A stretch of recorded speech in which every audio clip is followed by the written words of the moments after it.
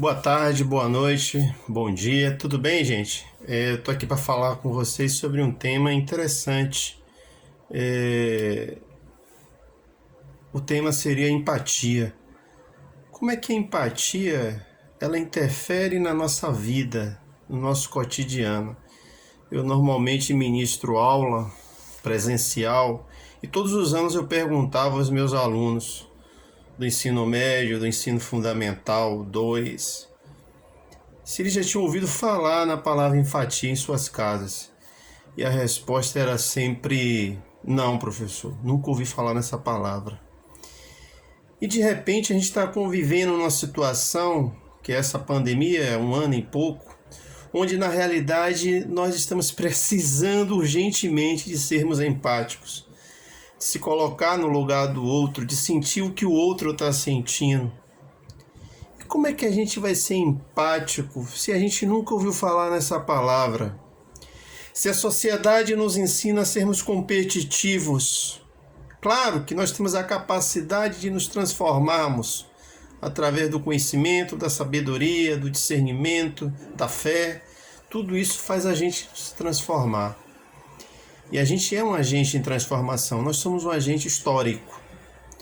Mas quando a gente forma uma estrutura mental, psíquica, onde a gente nunca ouviu falar nessa palavra, onde o meio que a gente vive não utiliza essa palavra, nós não faz parte do nosso cotidiano, da nossa linguagem, né? Das nossas expressões, melhor dizendo, do cotidiano, onde toda a estrutura social, a nível de realidade do cotidiano mesmo, da pessoa, né, que vive nos bairros pobres das grandes cidades do Brasil, que vive na periferia, das pessoas que vivem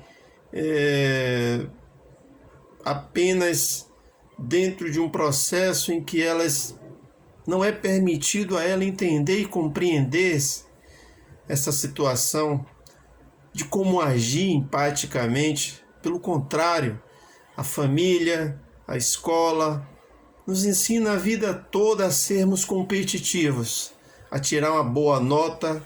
Nós não temos uma educação, gente, para autogerência, para se autogerir. E de repente a gente vive uma situação que a gente tem que aprender a se autogerir.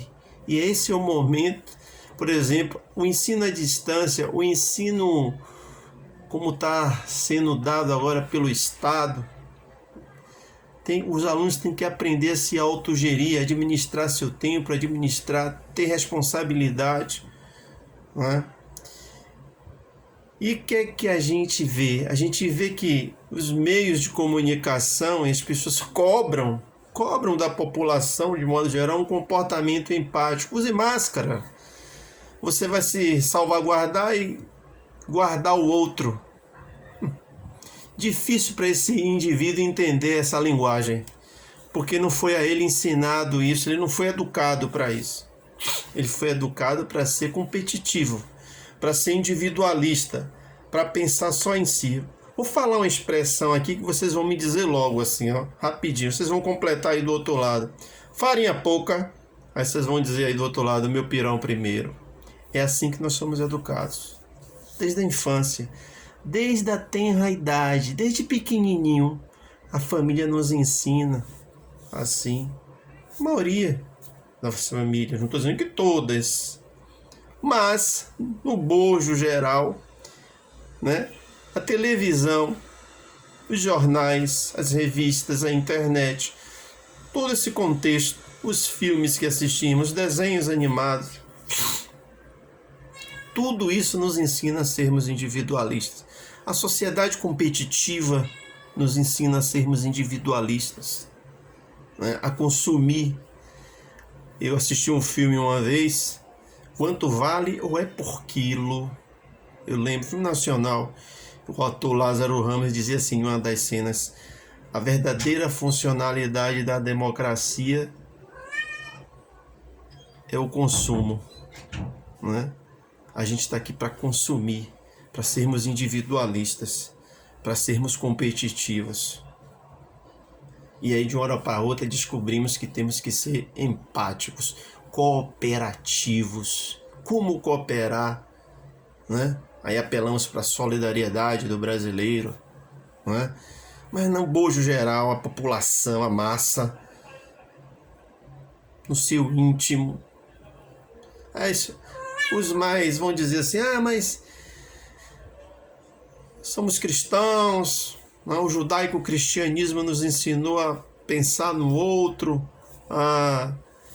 mas existem outros fatores, gente, que influenciam no nosso modo de pensar, no nosso modo de sentir, no nosso modo de agir. É claro que a religião tem uma força preponderante, forte, mas esse bater do consumo todos os dias à nossa porta, você tem que consumir, você tem que ser o melhor, você tem que ser alguém, tudo isso cotidianamente durante anos e anos e anos e anos e anos e anos em sua mente. E de repente não, agora você tem que ser cooperativo, você tem que ser empático. Daí, gente, a necessidade de sermos realmente empáticos, de agirmos com empatia, nos colocarmos no lugar de quem está passando fome, nos colocar no lugar das pessoas que estão vendendo o café da manhã para comprar o almoço e vender o almoço para comprar o jantar, não é? Tá na hora de nos colocarmos no lugar dessas pessoas, do governo se colocar no lugar das pessoas, da sociedade como um todo, das pessoas que têm poder econômico, se colocar no lugar dessas pessoas, de a gente ver a desigualdade social de uma forma mais humana, né?